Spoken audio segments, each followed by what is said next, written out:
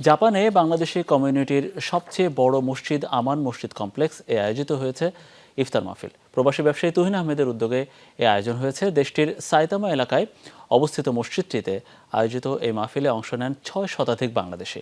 এ সময় শিশুদের দেওয়া হয় নানা উপহার সামগ্রীও।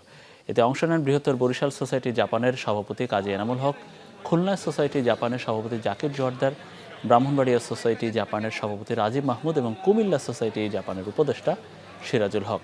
আরও অংশ নেন জাপানের স্থানীয় বাসিন্দা সহ বিভিন্ন দেশের নাগরিকরা।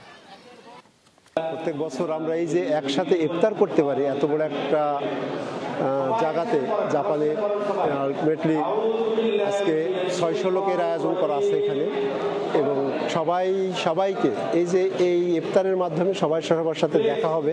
আজকের এই ইফতার মাহফিল বিশাল আয়োজন হয়েছে। প্রতিদিন আমাদের ইফতারের এমন ব্যবস্থা থাকে এবং সবাই আনন্দঘন পরিবেশে খুবই উৎফুল্লতার সহিত সবাই অংশগ্রহণ করে।